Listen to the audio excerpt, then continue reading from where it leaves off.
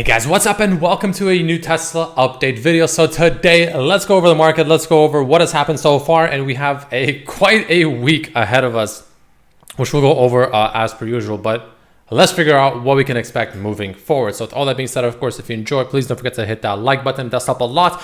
Again, this is not financial advice. I'm not a financial advisor. Make your own decisions, do your own research, and I have a membership section live for $2.99 where I share intraday thoughts on Tesla as it happens, as it moves, important thoughts, etc. But moving into a Tesla, yet again, another green day. Apparently it's, I can't remember if it's, I think it's the second highest win streak of green days. Not necessarily green candles, but green days, because sometimes a candle could be red, but there was still technically a green day, if you know what I mean, because, you know, anyway, you get the idea. But the point is that it's on quite a win streak. One of the best win streaks it's had in terms of just, you know, consecutive like up days overall.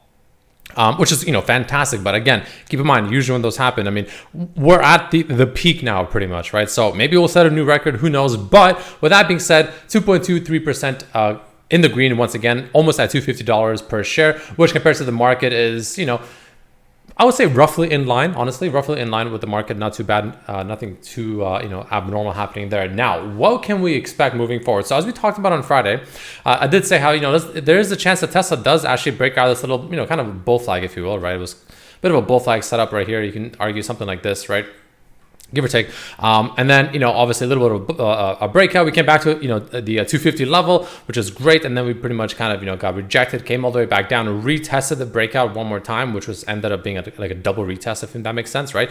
We came back down here, retested this upward trend, came back down right here on this candle, retested the upward trend again, and also this bull flag that we broke out of. Very small bull flag, but nonetheless, right? And then we made our way back to 250 once again, even after that. And then we pretty much closed almost right at it. But again, tomorrow we have CPI. Wednesday, we have the rate hike announcement, which again, the vast majority of the market is expecting no hike. So if we do get a hike, we'll see. And the thing is, even if we don't get a hike and the Fed does nothing, decide to wait, keep in mind that the market is expecting that. The market is already pricing that in. So we'll see. It could be a sell the news. I don't know. It's hard to say for sure, but just, you know, definitely want to be on your, you know, very cautious, I guess, because who knows how the market is going to react to that information, especially if they do a rate hike, right? Because the market's currently not pricing that in, right? And then, of course, on Thursday, we also have PPI, which is a very important metric that the Fed uses to measure current inflation. So pretty wild week ahead of us, a lot of chaos most likely, but looking strictly from technical analysis perspective, Tesla, you can see, right, obviously getting rejected by this 250 to 252 level, you know, pretty consistently, came back up almost close to once again, 251, also got smacked back down, and it is finding a little bit of issues. But again, you know, with that being said, you know, you can argue that this is, I wouldn't say it's anything, again, too obvious of, you know, bearishness on the daily, right?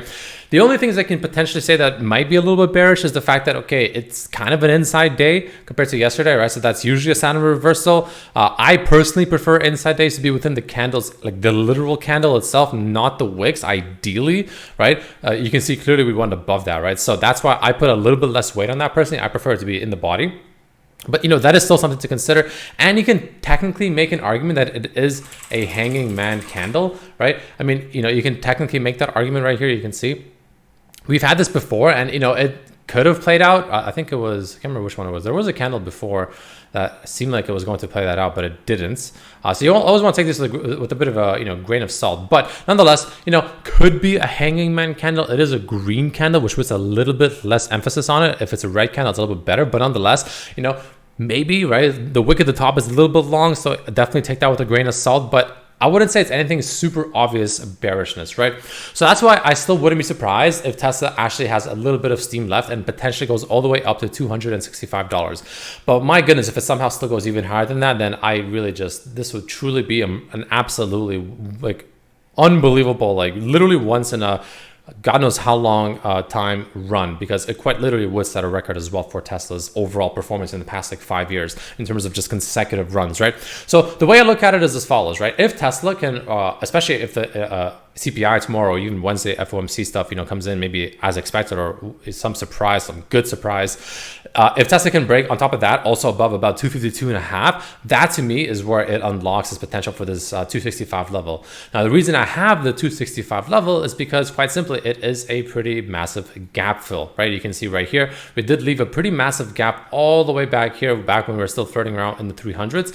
And, I'm sure a lot of people remember that gap. A lot of people were waiting for that gap to get filled. And now we're finally back here once again, right? Even though it seems like it was forever ago, but we're back here once again. And that's the gap fill I've been talking, or I'm talking about right now. So that's pretty much the main level that I'm sure a lot of people are eyeballing. But I do want to throw out some caution. Now, keep in mind, whenever you have these very big, super visible, super obvious gaps, you always want to be careful with them. And the reason I say this is because think back to this gap right over here, right? We made this massive gap right here, super, super big gap, right?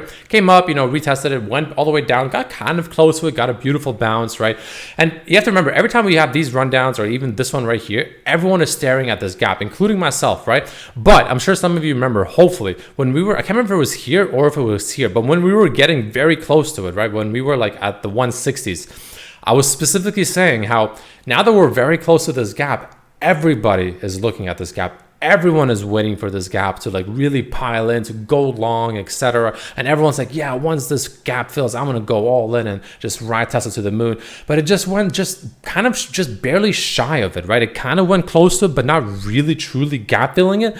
And you want to keep that in mind, right? Because everybody's eyeballing it. Will it actually happen? Same thing with this situation here. This gap is, I think a lot of people are starting to eyeball this gap, similar to what this one is happening right here. Now everyone's probably thinking, oh yeah, once it gets over here, I'm selling, I'm gonna go shorts, I'm just waiting for this gap fill to sell, or waiting for this gap fill to do some form of position or trade or whatever, right?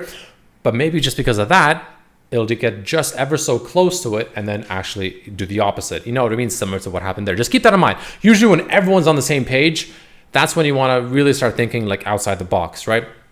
That's just an overall like psychological and somewhat technical analysis, aspect essentially that I also try to think about, right?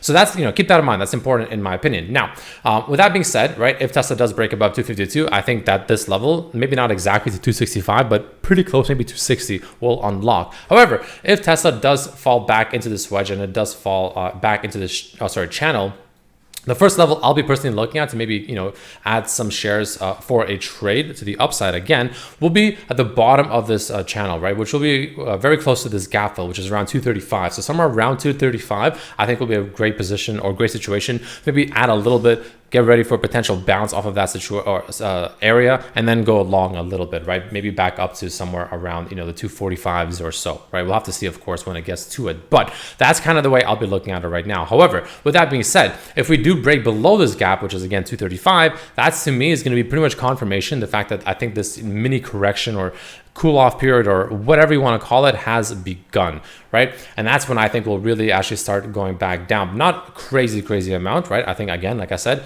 personally, assuming this is the top, just theoretically, we'll come down to somewhere around 215 to maybe even 200. But between 215 to 200, at least for now, it seems like the level that you might want to start adding, right? Probably closer to 215 to be safe, in my opinion. Just my thoughts, of course, but that's something I'll be looking at personally once it does happen. And I do think it will happen. It's not a matter of if, it's just a matter of when, right? Could take a little bit longer, could literally start this week. That's the part I'm not entirely sure about. And the final thing I want to talk about is I do want to look at the weekly very quickly. You can see, actually, I wanted to look at the QQQ weekly. So this is very suspicious. The QQQ weekly candles, these two candles are pretty bearish, right? This is pretty much a hanging man candle, which we literally just showed. Again, it's green, but still something to note. And this is a doji candle. Two weekly candles in a row on QQQ that are pretty bearish. And with a nice rally this morning, right? This to me smells like a bit of a bull trap. So just keep that in mind, right? This looks a little bit suspicious to me.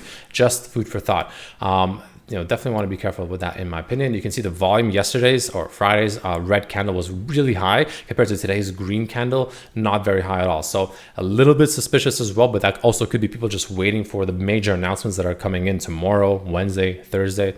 But yeah, all in all, what I do overall think is the fact that I do think there's gonna be a pretty decent move, a pretty big move piling up for Tesla, and really just the market in general with such a wild week ahead of us with a lot of very crucial and important information. And I think that, it's gonna be pretty telling to see. And I think this week will pretty much set up the next, or pretty much the remainder of the month, really. So very, very important week to pay attention to. On top of that, the final thing I want to mention is the fact that the VIX is finally finding a little bit of life in it.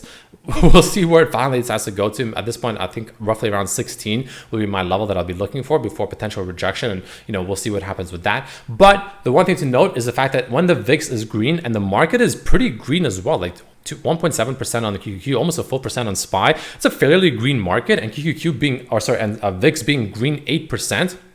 Is usually a little bit of sign of caution, and vice versa, right? If the QQQ is red and the market is red, that to me is usually a sign of the opposite of caution, unless you're a bear, of course, right? So just keep that in mind, right? If the QQQ is following the market on a green day, that to me smells a bit of a bull trap, and vice versa. If VIX is red and the market's red, a bit of a bear trap. Not always, of course, or also be too simple and too easy, but it has happened many times in the past from what I've seen. So it is something that you also want to be kind of thinking about and taking into consideration on top of all the other factors. And again, all the major indicators, pretty much pointless to look at. We're way above all of them except for, of course, the Bollinger Band, which we are pretty much still just severely hugging the green line, which again, same thing happened here. We severely hugged the green line for over and over and over and over until we finally stopped and cooled off. And I think something like this right here is going to happen. I pretty much think we're pretty much somewhere around right here. And I think we're going to cool off similar to what we cooled off right here. And then I think we'll get an actual stronger bounce after that. But that's just kind of what I am currently thinking. We'll see, of course, how it actually plays out. But we'll take it day by day, step by step. Thank you so much for watching. Let me know what you think down below. And I'll see you tomorrow. Peace.